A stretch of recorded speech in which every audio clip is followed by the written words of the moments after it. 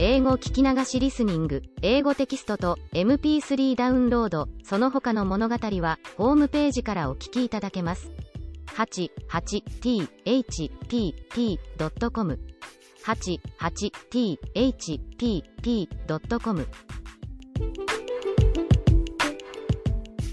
Chapter 19. Of the shrewd discourse which Sancho held with his master, and of the adventure that befell him with a dead body, together with other notable occurrences. It seems to me, Señor, that all these mishaps that have befallen us of late have been without any doubt a punishment for the offense committed by your worship against the order of chivalry in not keeping the oath you made not to eat bread off a tablecloth or embrace the queen, and all the rest of it that your worship swore to observe until you had taken that helmet of Malandrinos, or whatever the more is called, for I do not very well remember. Thou art very right, Sancho, said Don Quixote, but to tell the truth, it had escaped my memory. And likewise thou mayest rely upon it that the affair of the blanket happened to thee because of thy fault in not reminding me of it in time, but I will make amends, for there are ways of compounding for everything in the order of chivalry. Why? Have I taken an oath of some sort, then? Said Sancho. It makes no matter that thou hast not taken an oath, said Don Quixote, suffice it that I see thou art not quite clear of complicity, and whether or no, it will not be ill done to provide ourselves with a remedy. In that case, said Sancho, mind that your worship does not forget this as you did the oath. Perhaps the phantoms may take it into their heads to amuse themselves once more with me, or even with your worship if they see you so obstinate. While engaged in this and other talk, night overtook them on the road before they had reached or discovered any place of shelter, and what made it still worse was that they were dying of hunger, for with the loss of the alforges they had lost their entire larder and commissariat, and to complete the misfortune they met with an adventure which without any invention had really the appearance of one.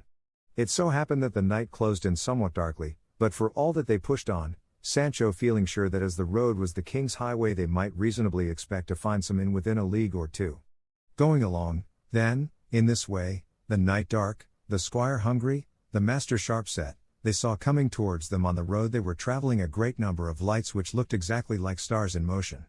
Sancho was taken aback at the sight of them, nor did Don Quixote altogether relish them. The one pulled up his ass by the halter, the other his hack by the bridle, and they stood still, watching anxiously to see what all this would turn out to be, and found that the lights were approaching them, and the nearer they came the greater they seemed, at which spectacle Sancho began to shake like a man dosed with mercury, and Don Quixote's hair stood on end. He, however, plucking up spirit a little, said,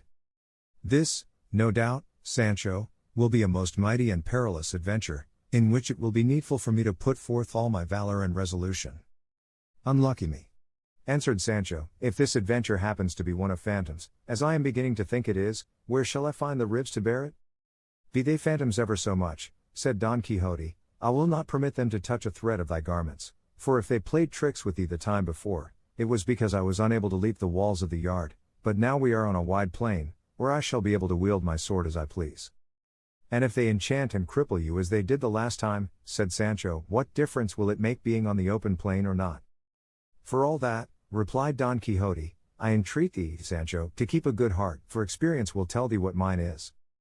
I will, please God, answered Sancho, and the two retiring to one side of the road set themselves to observe closely what all these moving lights might be, and very soon afterwards they made out some 20 encamisados, all on horseback, with lighted torches in their hands, the awe-inspiring aspect of whom completely extinguished the courage of Sancho, who began to chatter with his teeth like one in the cold fit of an ague. And his heart sank and his teeth chattered still more when they perceived distinctly that behind them there came a litter covered over with black and followed by 6 more mounted figures in mourning down to the very feet of their mules, for they could perceive plainly they were not horses by the easy pace at which they went. And as the encamisados came along they muttered to themselves in a low plaintive tone. This strange spectacle at such an hour and in such a solitary place was quite enough to strike terror into Sancho's heart, and even into his master's, and, save in Don Quixote's case, did so, for all Sancho's resolution had now broken down. It was just the opposite with his master, whose imagination immediately conjured up all this to him vividly as one of the adventures of his books. He took it into his head that the litter was a bier on which was borne some sorely wounded or slain knight, to avenge whom was a task reserved for him alone, and without any further reasoning he laid his lance in rest, fixed himself firmly in his saddle, and with gallant spirit and bearing took up his position in the middle of the road where the encamisados must of necessity pass, and as soon as he saw them near at hand he raised his voice and said, Halt, knights, or whosoever ye may be, and render me account of who ye are, Whence ye come, where ye go, what it is ye carry upon that bier, for, to judge by appearances, either ye have done some wrong or some wrong has been done to you, and it is fitting and necessary that I should know, either that I may chastise you for the evil ye have done, or else that I may avenge you for the injury that has been inflicted upon you. We are in haste, answered one of the encamisados, and the inn is far off, and we cannot stop to render you such an account as you demand, and spurring his mule he moved on. Don Quixote was mightily provoked by this answer, and seizing the mule by the bridle he said, Halt, and be more mannerly, and render an account of what I have asked of you, else, take my defiance to combat, all of you. The mule was shy, and was so frightened at her bridle being seized that rearing up she flung her rider to the ground over her haunches. An attendant who was on foot, seeing the encamisado fall, began to abuse Don Quixote, who now moved to anger, without any more ado, laying his lance in rest charged one of the men in mourning and brought him badly wounded to the ground, and as he wheeled round upon the others the agility with which he attacked and routed them was a sight to see, for it seemed just as if wings had that instant grown upon Rocinante, so lightly and proudly did he bear himself. The encamisados were all timid folk and unarmed, so they speedily made their escape from the fray and set off at a run across the plain with their lighted torches, looking exactly like maskers running on some gala or festival night. The mourners, too, enveloped and swathed in their skirts and gowns, were unable to bestir themselves, and so with entire safety to himself Don Quixote belabored them all and drove them off against their will, for they all thought it was no man but a devil from hell come to carry away the dead body they had in the litter. Sancho beheld all this in astonishment at the intrepidity of his lord, and said to himself, Clearly this master of mine is as bold and valiant as he says he is. A burning torch lay on the ground near the first man whom the mule had thrown, by the light of which Don Quixote perceived him, and coming up to him he presented the point of the lance to his face, calling on him to yield himself prisoner, or else he would kill him, to which the prostrate man replied, I am prisoner enough as it is, I cannot stir, for one of my legs is broken, I entreat you, if you be a Christian gentleman, not to kill me, which will be committing grave sacrilege, for I am a licentiate and I hold first orders. Then what the devil brought you here, being a churchman? Said Don Quixote. What, señor? Said the other. My bad luck. Then still worse awaits you, said Don Quixote, if you do not satisfy me as to all I asked you at first. You shall be soon satisfied, said the licentiate. You must know, then, that though just now I said I was a licentiate, I am only a bachelor, and my name is Alonso Lopez. I am a native of Alcobendas. I come from the city of Baeza with 11 others, priests, the same who fled with the torches, and we are going to the city of Segovia accompanying a dead body which is in that litter, and is that of a gentleman who died in Baeza, where he was interred, and now, as I said, we are taking his bones to their burial place, which is in Segovia, where he was born.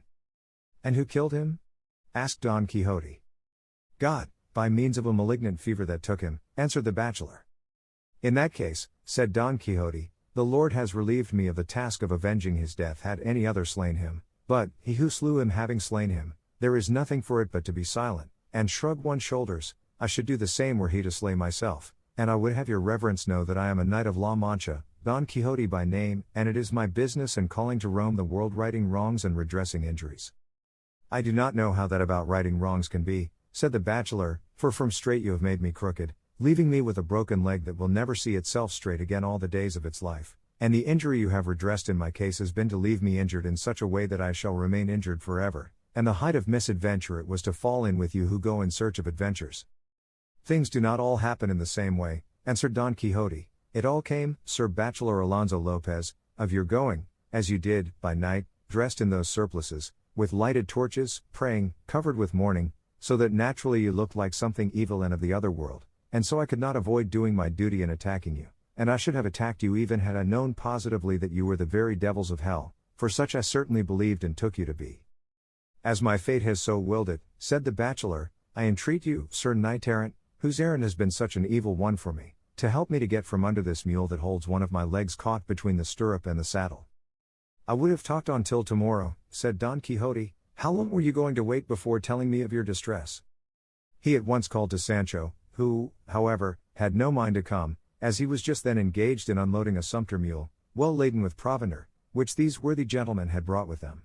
Sancho made a bag of his coat, and, getting together as much as he could, and as the bag would hold, he loaded his beast, and then hastened to obey his master's call, and helped him to remove the bachelor from under the mule. Then putting him on her back he gave him the torch, and Don Quixote bade him follow the track of his companions, and beg pardon of them on his part for the wrong which he could not help doing them.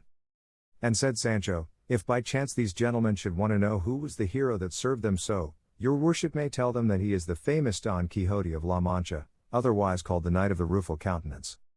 The bachelor then took his departure.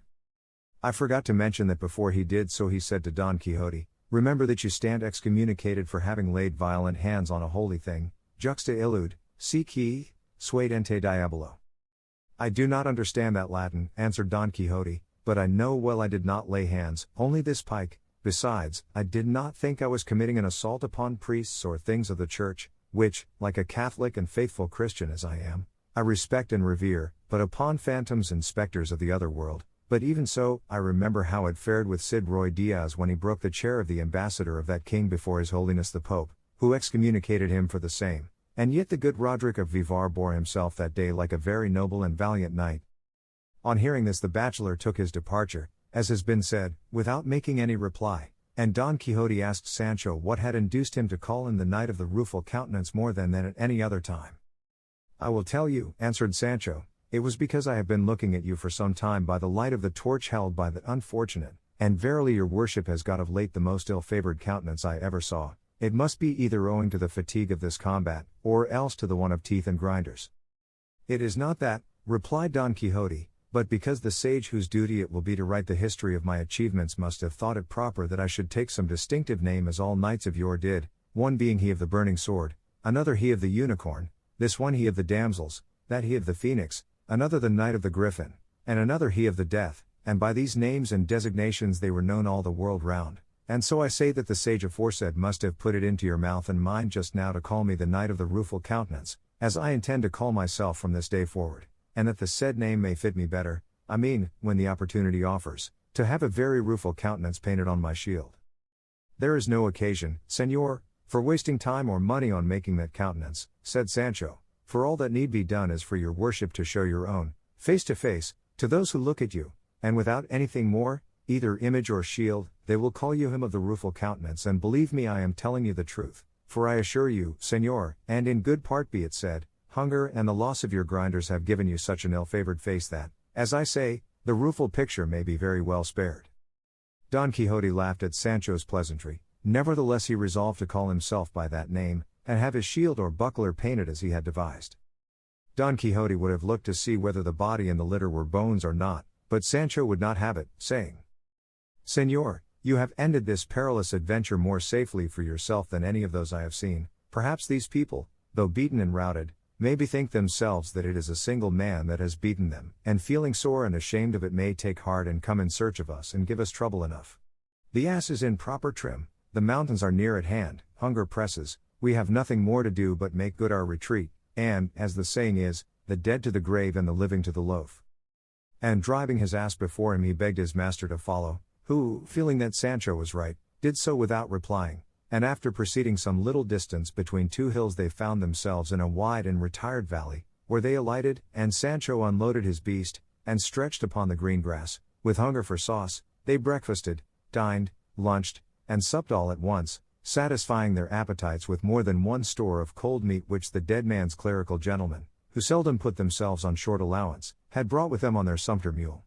But another piece of ill luck befell them, which Sancho held the worst of all, and that was that they had no wine to drink, nor even water to moisten their lips, and as thirst tormented them, Sancho, observing that the meadow where they were was full of green and tender grass, said what will be told in the following chapter. Chapter 20. Of the unexampled and unheard of adventure which was achieved by the valiant Don Quixote of La Mancha with less peril than any ever achieved by any famous knight in the world. It cannot be, Señor, but that this grass is a proof that there must be hard by some spring or brook to give it moisture, so it would be well to move a little farther on, that we may find some place where we may quench this terrible thirst that plagues us, which beyond a doubt is more distressing than hunger. The advice seemed good to Don Quixote, and, he leading Rocinante by the bridle and Sancho the ass by the halter, after he had packed away upon him the remains of the supper, they advanced the meadow feeling their way, for the darkness of the night made it impossible to see anything, but they had not gone 200 paces when a loud noise of water, as if falling from great rocks, struck their ears. The sound cheered them greatly, but halting to make out by listening from what quarter it came, they heard unseasonably another noise which spoiled the satisfaction the sound of the water gave them, especially for Sancho, who was by nature timid and faint-hearted. They heard, I say, strokes falling with a measured beat, and a certain rattling of iron and chains that, together with the furious din of the water, would have struck terror into any heart but Don Quixote's. The night was, as has been said, dark, and they had happened to reach a spot in among some tall trees, whose leaves stirred by a gentle breeze made a low ominous sound, so that, what with the solitude, the place, the darkness, the noise of the water, and the rustling of the leaves, everything inspired awe and dread, more especially as they perceived that the strokes did not cease, nor the wind lull, nor morning approach, to all which might be added their ignorance as to where they were. But Don Quixote, supported by his intrepid heart, leapt on Rocinante, and bracing his buckler on his arm, brought his pike to the slope, and said, Friend Sancho, know that I by heavens will have been born in this our iron age to revive in it the age of gold, or the golden as it is called. I am he for whom perils, mighty achievements, and valiant deeds are reserved. I am, I say again, he who is to revive the knights of the Round Table, the 12 of France and the 9 worthies, and he who is to consign to oblivion the Platters, the Tablants, the Olivants and Tarantes, the Phoebuses and Belianises, with the whole herd of famous knights errant of days gone by, performing in these in which I live such exploits, marvels, and feats of arms as shall obscure their brightest deeds. Thou dost mark well, faithful and trusty squire, the gloom of this night, its strange silence, the dull confused murmur of those trees, the awful sound of that water in quest of which we came, that seems as though it were precipitating and dashing itself down from the lofty mountains of the moon, and that incessant hammering that wounds and pains our ears, which things altogether each of itself are enough to instill fear, dread, and dismay into the breast of Mars himself, much more into one not used to hazards and adventures of the kind.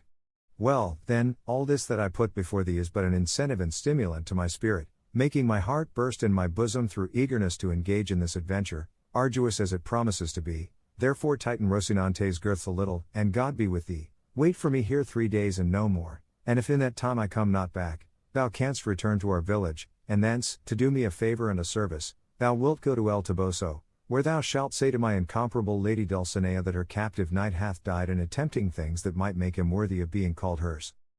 When Sancho heard his master's words he began to weep in the most pathetic way, saying,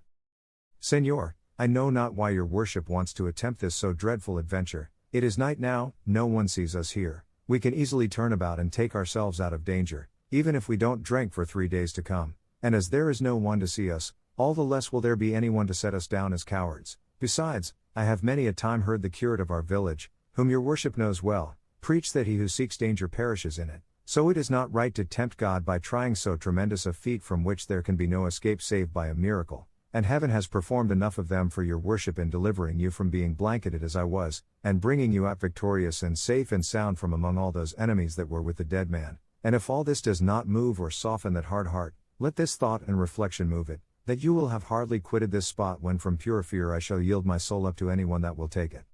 I left home and wife and children to come and serve your worship, trusting to do better and not worse, but as covetousness bursts the bag, it has rent my hopes asunder. For just as I had them highest about getting that wretched unlucky island your worship has so often promised me, I see that instead and in lieu of it you mean to desert me now in a place so far from human reach. For God's sake, master mine, deal not so unjustly by me, and if your worship will not entirely give up attempting this feat, at least put it off till morning, for by what the lore I learned when I was a shepherd tells me it cannot want 3 hours of dawn now, because the mouth of the horn is overhead and makes midnight in the line of the left arm. How canst thou see, Sancho, said Don Quixote, where it makes that line, or where this mouth or this occiput is that thou talkest of, when the night is so dark that there is not a star to be seen in the whole heaven? That's true, said Sancho, but fear has sharp eyes, and sees things underground, much more above in heavens. Besides, there is good reason to show that it now wants but little of day. Let it want what it may, replied Don Quixote, it shall not be said of me now or any time that tears or entreaties turned me aside from doing what was in accordance with knightly usage, and so I beg of thee, Sancho, to hold thy peace, for God, who has put it into my heart to undertake now this so unexampled and terrible adventure, will take care to watch over my safety and console thy sorrow. What thou hast to do is to tighten Rocinante's girths well, and wait here, for I shall come back shortly, alive or dead. Sancho, perceiving it his master's final resolve, and how little his tears, counsels, and entreaties prevailed with him, determined to have recourse to his own ingenuity and compel him, if he could, to wait till daylight, and so, while tightening the girths of the horse, he quietly and without being felt, with his ass halter tied both Rocinante's legs, so that when Don Quixote strove to go he was unable as the horse could only move by jumps. Seeing the success of his trick, Sancho Panza said, "See there, Señor. Heaven, moved by my tears and prayers, has so ordered it that Rocinante cannot stir, and if you will be obstinate, and spur and strike him, you will only provoke fortune and kick, as they say, against the pricks." Don Quixote at this grew desperate, but the more he drove his heels into the horse, the less he stirred him, and not having any suspicion of the tying, he was fain to resign himself and wait till daybreak or until Rocinante could move, firmly persuaded that all this came of something other than Sancho's ingenuity. So he said to him, "As it is so, Sancho, and as Rocinante cannot move, I am content to wait till dawn smiles upon us, even though I weep while it delays its coming." "There is no need to weep," answered Sancho, "for I will amuse your worship by telling stories from this till daylight, unless indeed you like to dismount and lie down to sleep a little on the green grass after the fashion of knights errant, so as to be fresher when day comes and the moment arrives for attempting this extraordinary adventure you are looking forward to." "What art thou talking about dismounting or sleeping for?" said Don Quixote. "Am I, thinkest thou, one of those knights that take their rest in the presence of danger? Sleep thou who art born to sleep, or do as thou wilt, for I will act as I think most consistent with my character." "Be not angry, master mine," replied Sancho, "I did not mean to say that," and coming close to him he laid one hand on the pommel of the saddle and the other on the cantle so that he held his master's left thigh in his embrace, not daring to separate a finger's width from him, so much afraid was he of the strokes which still resounded with a regular beat. Don Quixote bade him tell some story to amuse him as he had proposed, to which Sancho replied that he would if his dread of what he heard would let him. "Still," said he, "I will strive to tell a story which, if I can manage to relate it, and nobody interferes with the telling, is the best of stories, and let your worship give me your attention, for here I begin. What was, and may the good that is to come be for all, and the evil for him who goes to look for it. Your worship must know that the beginning the old folk used to put to their tales was not just as each one pleased, it was a maxim of Cato's own Sereno the Roman, that says the evil for him that goes to look for it, and it comes as pat to the purpose now as ring to finger, to show that your worship should keep quiet, and not go looking for evil in any quarter, and that we should go back by some other road, since nobody forces us to follow this in which so many terrors affright us." "Go on with thy story, Sancho," said Don Quixote, "and leave the choice of our road to my care." "I say then," continued Sancho, "that in a village of Estremadura there was a goat shepherd, that is to say, one who tended goats, which shepherd or goatherd, as my story goes, was called Lope Ruiz, and this Lope Ruiz was in love with a shepherdess called Torralva, which shepherdess called Torralva was the daughter of a rich grazier, and this rich grazier—" "If that is the way thou tellest thy tale, Sancho," said Don Quixote, repeating twice all thou hast to say, "thou wilt not have done these 2 days, go straight on with it and tell it like a reasonable man, or else say nothing." "Tales are always told in my country in the very way I am telling this," answered Sancho, "and I cannot tell it in any other, nor is it right of your worship to ask me to make new customs." "Tell it as thou wilt," replied Don Quixote, "and as fate will have it that I cannot help listening to thee, go on." "And so, lord of my soul," continued Sancho, "as I have said, this shepherd was in love with Torralva the shepherdess, who was a wild buxom lass with something of the look of a man about her, for she had little mustaches. I fancy I see her now." "Then you knew her?" said Don Quixote. "I did not know her," said Sancho, "but he who told me the story said it was so true and certain that when I told it to another I might safely declare and swear I had seen it all myself. And so in course of time, the devil, who never sleeps and puts everything in confusion, contrived that the love the shepherd bore the shepherdess turned into hatred and ill will, and the reason, according to evil tongues, was some little jealousy she caused him that crossed the line and trespassed on forbidden ground, and so much did the shepherd hate her from that time forward that, in order to escape from her, he determined to quit the country and go where he should never set eyes on her again. Torralva, when she found herself spurned by Lope, was immediately smitten with love for him, though she had never loved him before." "That is the natural way of women," said Don Quixote, "to scorn the one that loves them, and love the one that hates them. Go on, Sancho." "It came to pass," said Sancho, "that the shepherd carried out his intention, and driving his goats before him took his way across the plains of Estremadura to pass over into the kingdom of Portugal. Torralva, who knew of it, went after him, and on foot and barefoot followed him at a distance, with a pilgrim's staff in her hand and a scrip round her neck, in which she carried, it is said, a bit of looking glass and a piece of a comb and some little pot or other of paint for her face. But let her carry what she did, I am not going to trouble myself to prove it, All I say is, that the shepherd, they say, came with his flock to cross over the river Guadiana, which was at that time swollen and almost overflowing its banks, and at the spot he came to there was neither ferry nor boat nor anyone to carry him or his flock to the other side, at which he was much vexed, for he perceived that Toralva was approaching and it would give him great annoyance with her tears and entreaties. However, he went looking about so closely that he discovered a fisherman who had alongside of him a boat so small that it could only hold one person and one goat, but for all that he spoke to him and agreed with him to carry himself and his 300 goats across. The fisherman got into the boat and carried one goat over, he came back and carried another over, he came back again, and again brought over another. Let your worship keep count of the goats the fisherman is taking across, for if one escapes the memory there will be an end of the story, and it will be impossible to tell another word of it. To proceed, I must tell you the landing place on the other side was miry and slippery, and the fisherman lost a great deal of time in going and coming. Still he returned for another goat, and another and another. Take it for granted he brought them all across, said Don Quixote, and don't keep going and coming in this way, or thou wilt not make an end of bringing them over this 12-month. How many have gone across so far? Said Sancho. How the devil do I know? Replied Don Quixote. There it is, said Sancho, what I told you, that you must keep a good count. Well then, by God, there is an end of the story, for there is no going any farther. How can that be? Said Don Quixote. Is it so essential to the story to know to a nicety the goats that have crossed over, that if there be a mistake of one in the reckoning, thou canst not go on with it? No, señor, not a bit, replied Sancho, for when I asked your worship to tell me how many goats had crossed, and you answered you did not know, at that very instant all I had to say passed away out of my memory, and, faith, there was much virtue in it, and entertainment.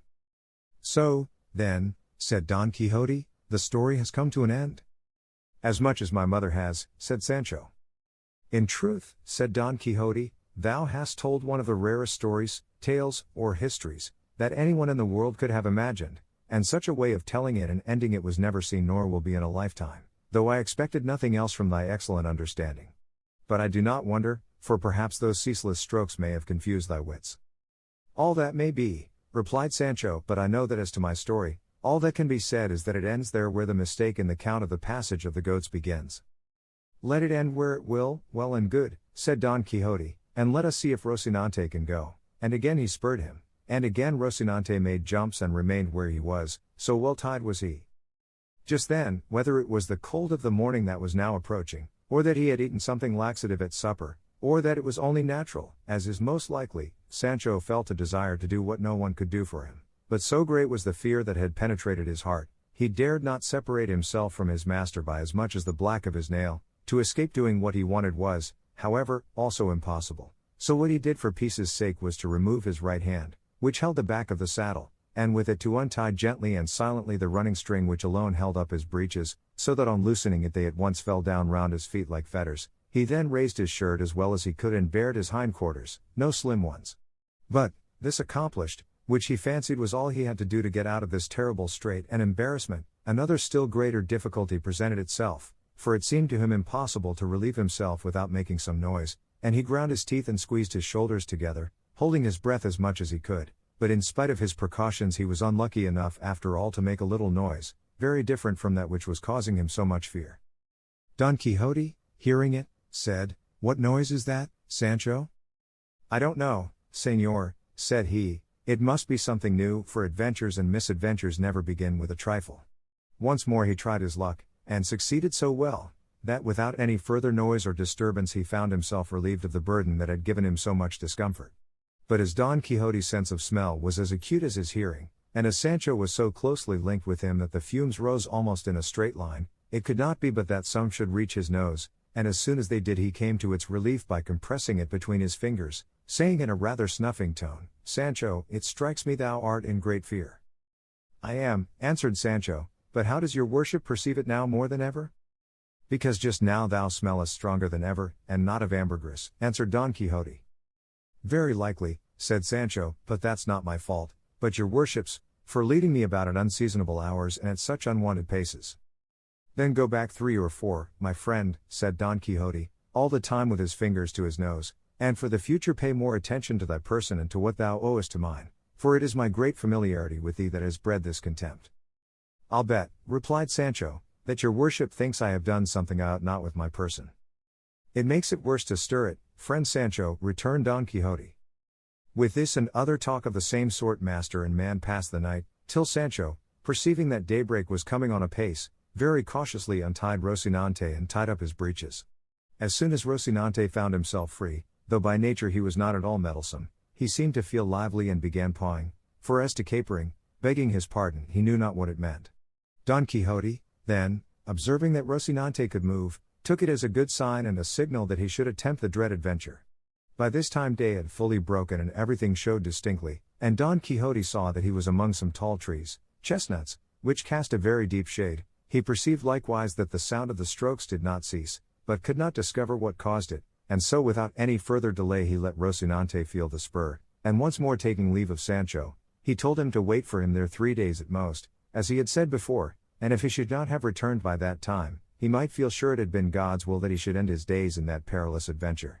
He again repeated the message and commission with which he was to go on his behalf to his lady Dulcinea, and said he was not to be uneasy as to the payment of his services, for before leaving home he had made his will, in which he would find himself fully recompensed in the matter of wages in due proportion to the time he had served, but if God delivered him safe, sound, and unhurt out of that danger, he might look upon the promised island as much more than certain.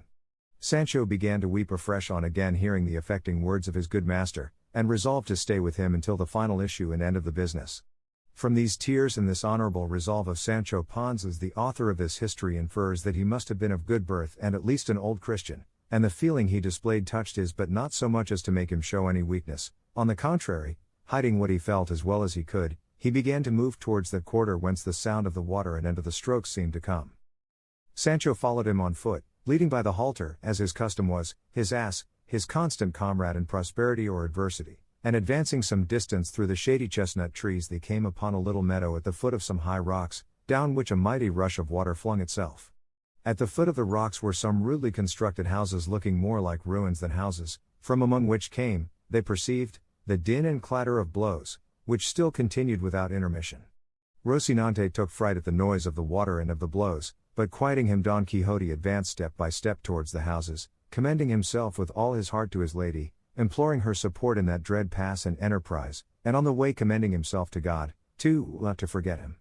Sancho, who never quitted his side, stretched his neck as far as he could and peered between the legs of Rocinante to see if he could now discover what it was that caused him such fear and apprehension. They went it might be 100 paces farther, when on turning a corner the true cause, beyond the possibility of any mistake, of that dread sounding and to them awe-inspiring noise that had kept them all the night in such fear and perplexity, appeared plain and obvious, and it was, if, reader, thou art not disgusted and disappointed, 6 fulling hammers which by their alternate strokes made all the din. When Don Quixote perceived what it was, he was struck dumb and rigid from head to foot. Sancho glanced at him and saw him with his head bent down upon his breast in manifest mortification, and Don Quixote glanced at Sancho and saw him with his cheeks puffed out and his mouth full of laughter, and evidently ready to explode with it, and in spite of his vexation he could not help laughing at the sight of him, and when Sancho saw his master begin he let go so heartily that he had to hold his sides with both hands to keep himself from bursting with laughter. 4 times he stopped, and as many times did his laughter break out afresh with the same violence as at first, whereat Don Quixote grew furious, above all when he heard him say mockingly, "Thou must know, friend Sancho, that of heaven's will I was born in this our iron age to revive in it the golden or age of gold. I am he for whom are reserved perils, mighty achievements, valiant deeds," and here he went on repeating the words that Don Quixote uttered the first time they heard the awful strokes. Don Quixote, then, seeing that Sancho was turning him into ridicule, was so mortified and vexed that he lifted up his pike and smote him 2 such blows that if, instead of catching them on his shoulders, he had caught them on his head there would have been no wages to pay, unless indeed to his heirs. Sancho, seeing that he was getting an awkward return in earnest for his jest, and fearing his master might carry it still further, said to him very humbly, "Come yourself, sir, for by God I am only joking." "Well, then, if you are joking I am not," replied Don Quixote. "Look here, my lively gentleman, if these, instead of being fulling hammers, had been some perilous adventure, have I not, think you, shown the courage required for the attempt and achievement?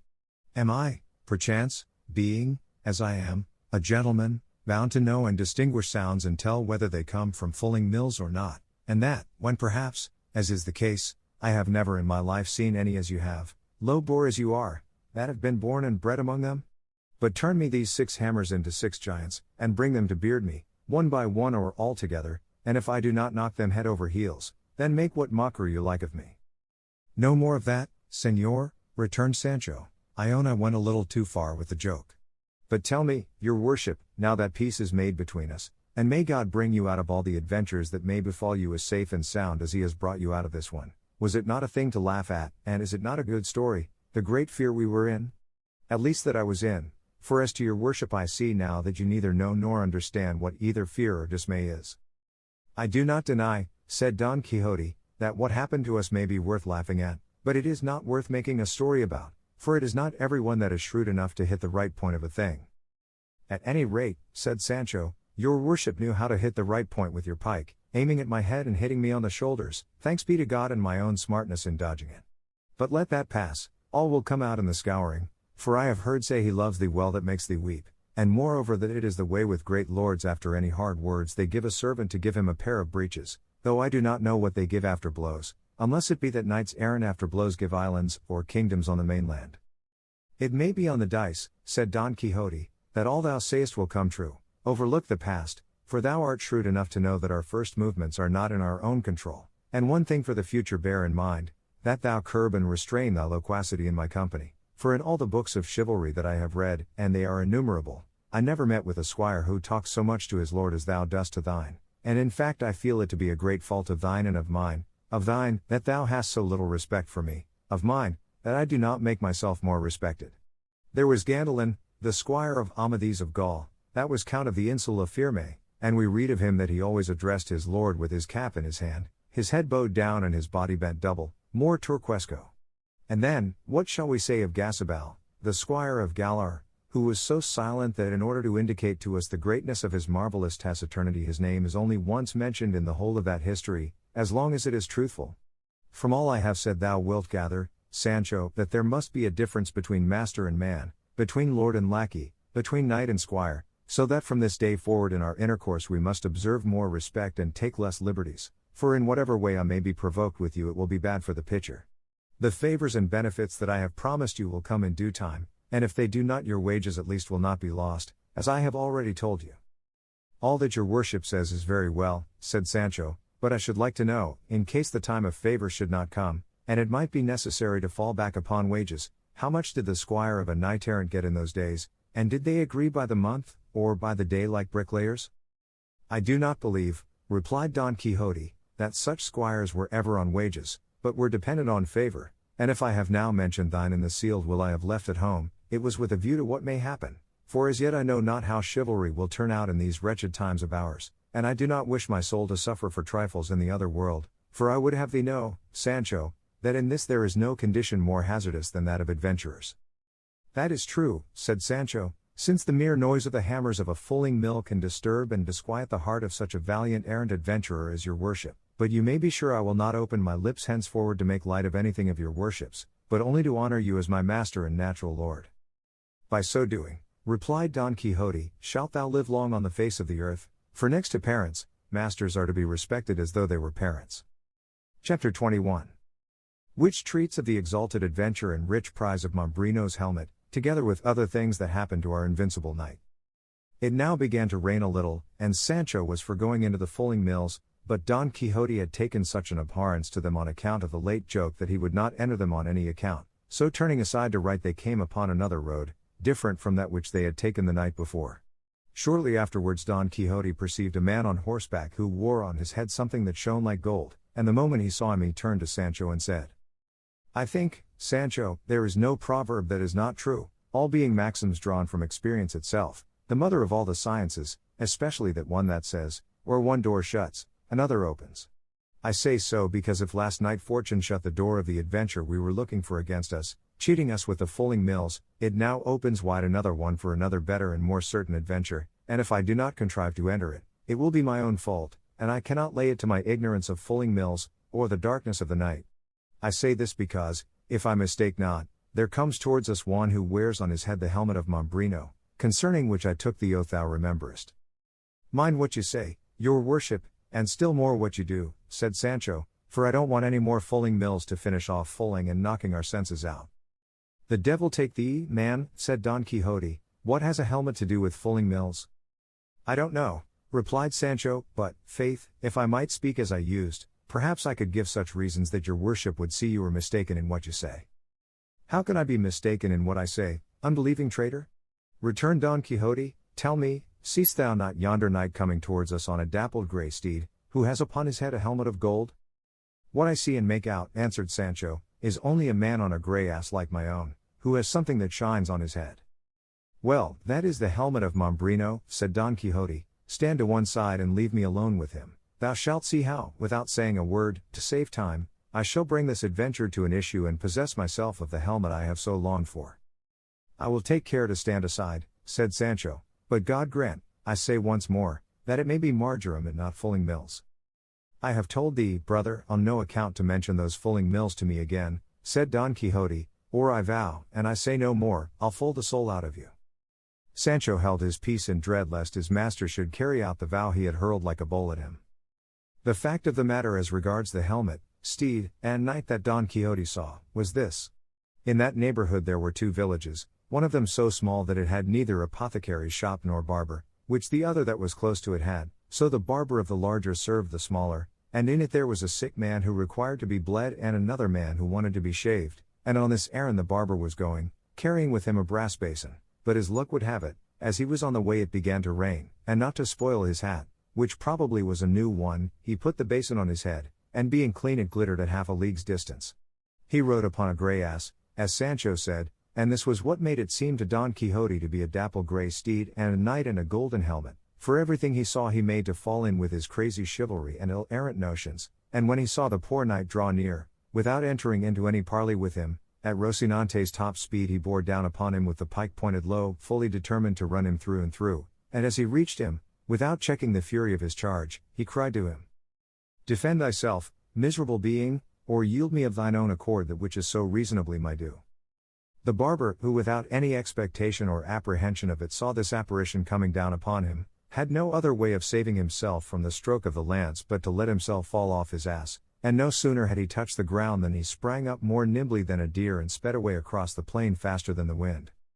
He left the basin on the ground, with which Don Quixote contented himself, saying that the pagan had shown his discretion and imitated the beaver, which finding itself pressed by the hunter's bites and cuts off with its teeth that for which, by its natural instinct, it knows it is pursued. He told Sancho to pick up the helmet, and he taking it in his hand said,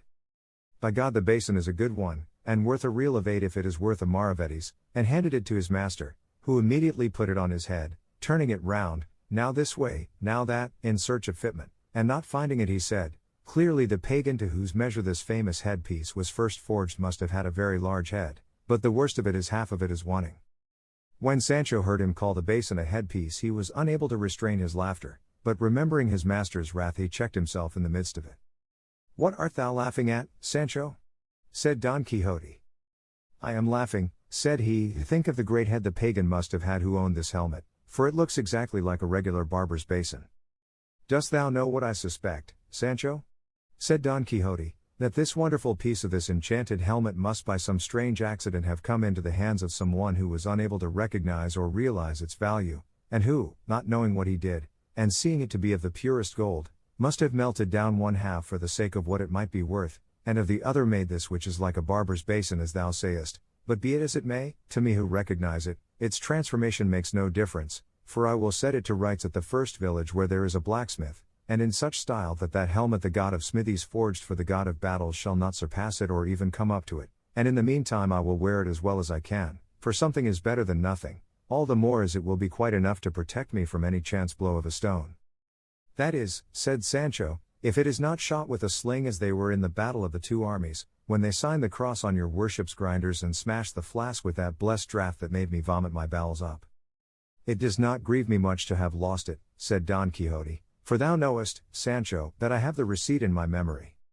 So have I, answered Sancho, but if ever I make it, or try it again as long as I live, may this be my last hour. Moreover, I have no intention of putting myself in the way of wanting it, for I mean, with all my 5 senses, to keep myself from being wounded or from wounding anyone. As to being blanketed again I say nothing, for it is hard to prevent mishaps of that sort, and if they come there is nothing for it but to squeeze our shoulders together, hold our breath, shut our eyes, and let ourselves go where luck and the blanket may send us. Thou art a bad Christian, Sancho, said Don Quixote on hearing this, for once an injury has been done thee thou never forgettest it, but know that it is the part of noble and generous hearts not to attach importance to trifles. What lame leg hast thou got by it, what broken rib, what cracked head, that thou canst not forget that jest?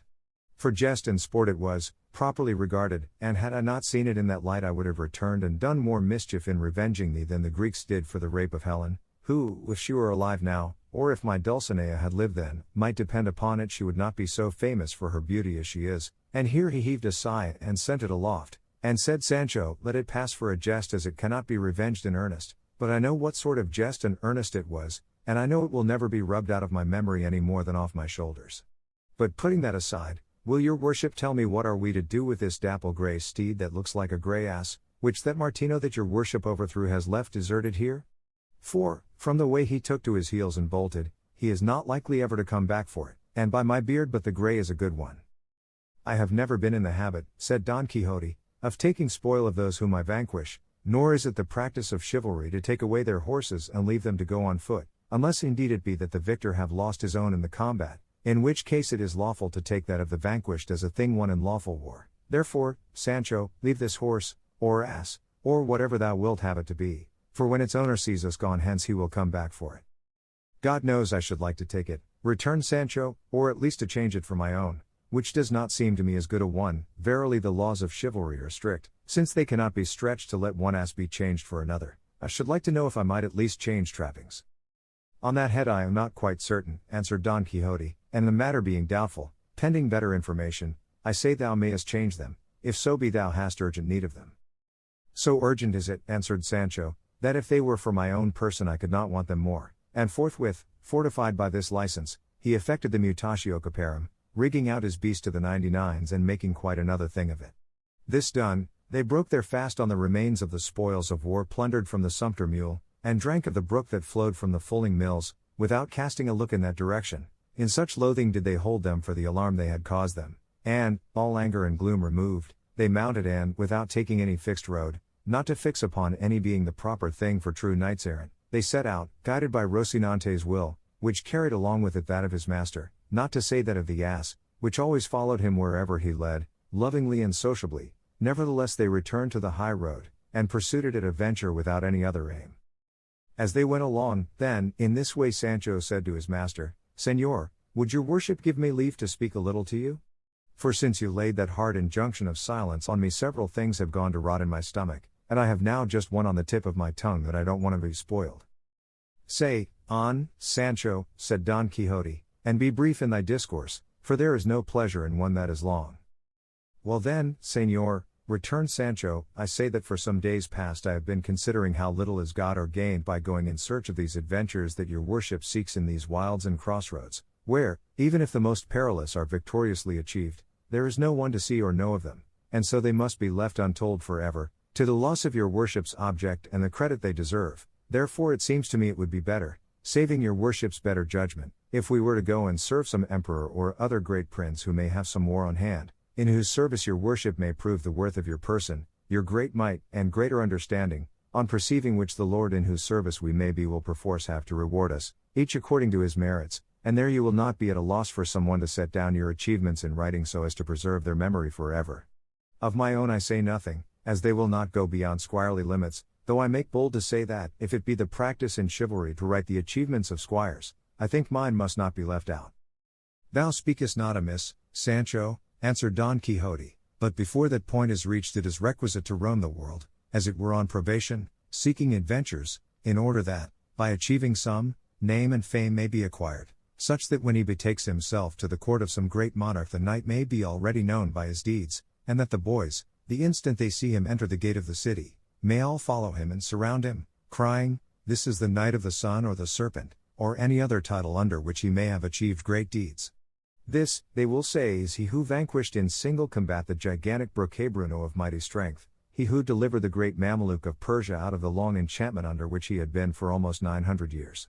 So from one to another they will go proclaiming his achievements, and presently at the tumult of the boys and the others the king of that kingdom will appear at the windows of his royal palace, and as soon as he beholds the knight, recognizing him by his arms and the device on his shield, he will as a matter of course say, What ho! Forth all ye, the knights of my court, to receive the flower of chivalry who cometh hither. At which command all will issue forth, and he himself, advancing halfway down the stairs, will embrace him closely and salute him, kissing him on the cheek, and will then lead him to the queen's chamber, where the knight will find her with the princess her daughter, who will be one of the most beautiful and accomplished damsels that could with the utmost pains be discovered anywhere in the known world. Straightway it will come to pass that she will fix her eyes upon the knight and he is upon her, and each will seem to the other something more divine than human, and, without knowing how or why, they will be taken and entangled in the inextricable toils of love, and sorely distressed in their hearts not to see any way of making their pains and sufferings known by speech. Thence they will lead him, no doubt, to some richly adorned chamber of the palace, where, having removed his armor, they will bring him a rich mantle of scarlet wherewith to robe himself, and if he looked noble in his armor he will look still more so in a doublet. When night comes he will sup with the king, queen, and princess, and all the time he will never take his eyes off her, stealing stealthy glances, unnoticed by those present, and she will do the same, and with equal cautiousness, being, as I have said, a damsel of great discretion. The tables being removed, suddenly through the door of the hall there will enter a hideous and diminutive dwarf followed by a fair dame, between two giants, who comes with a certain adventure, the work of an ancient sage, and he who shall achieve it shall be deemed the best knight in the world. The king will then command all those present to essay it, and none will bring it to an end and conclusion save the stranger knight, to the great enhancement of his fame, whereat the princess will be overjoyed and will esteem herself happy and fortunate in having fixed and placed her thoughts so high.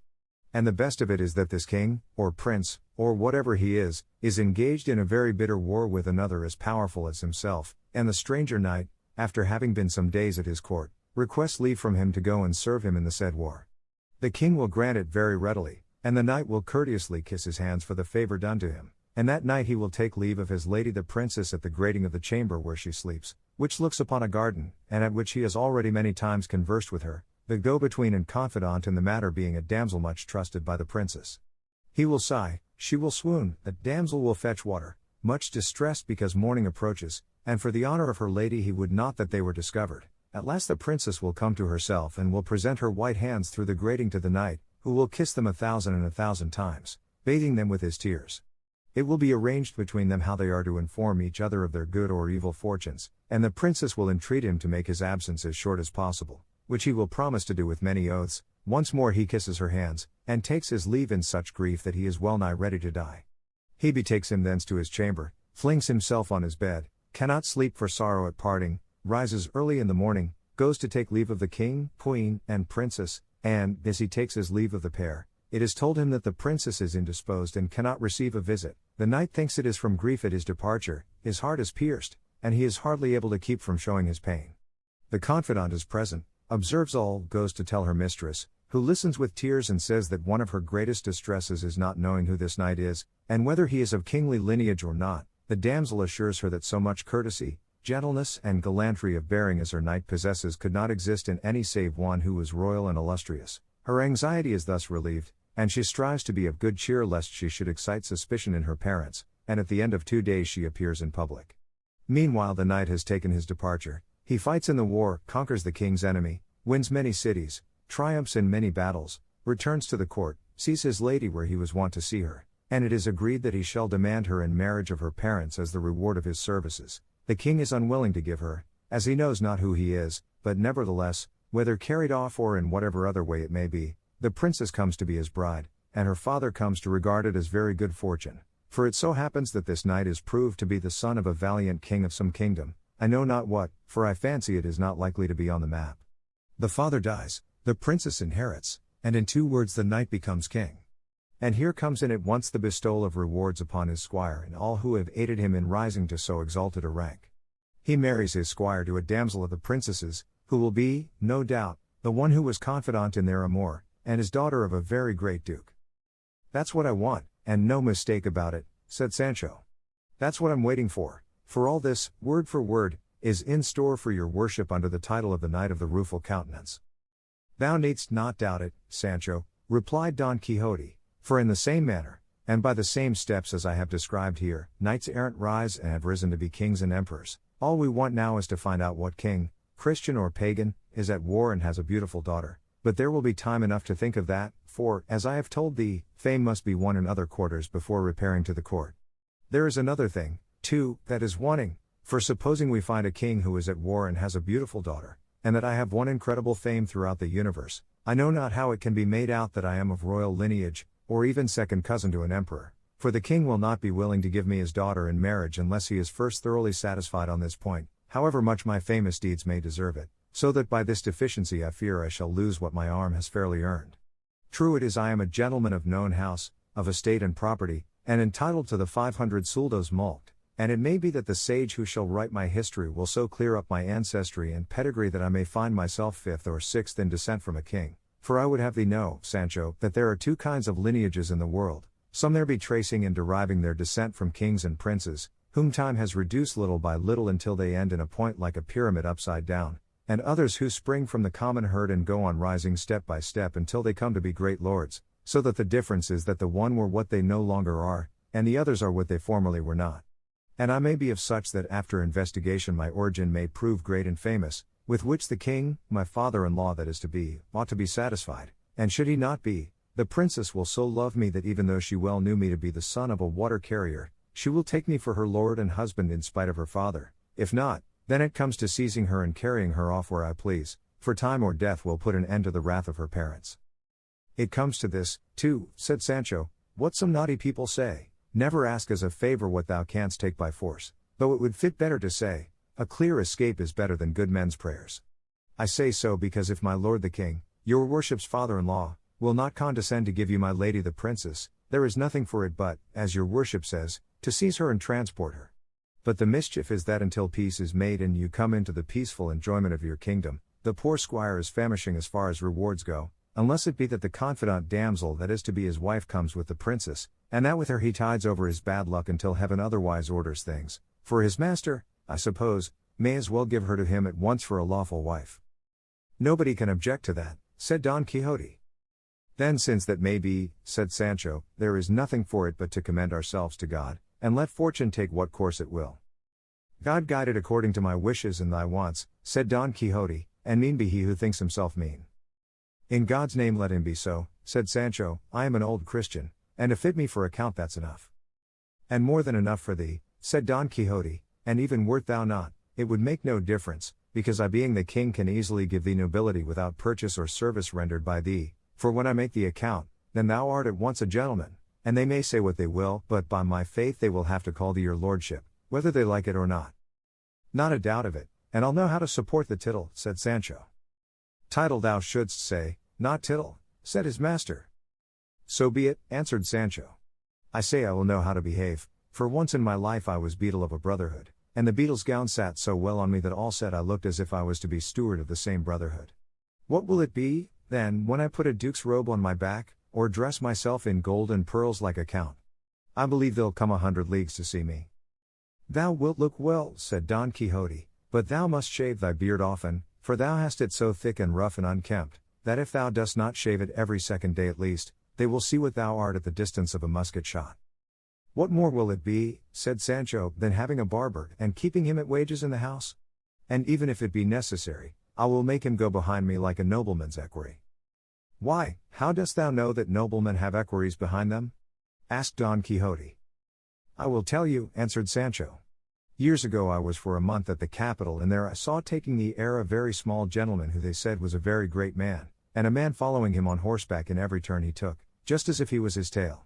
I asked why this man did not join the other man, instead of always going behind him. They answered me that he was his equerry, and that it was the custom with nobles to have such persons behind them, and ever since then I know it, for I have never forgotten it. Thou art right, said Don Quixote, and in the same way thou mayest carry thy barber with thee, for customs did not come into use altogether, nor were they all invented at once, and thou mayest be the first count to have a barber to follow him, and, indeed, shaving one's beard is a greater trust than saddling one's horse. Let the barber business be my lookout, said Sancho, and your worships be it to strive to become a king, and make me a count. So it shall be, answered Don Quixote, and raising his eyes he saw what will be told in the following chapter. 英語聞き流しリスニング、英語テキストと MP3 ダウンロード、その他の物語はホームページからお聞きいただけます。88thpp.com 88thpp.com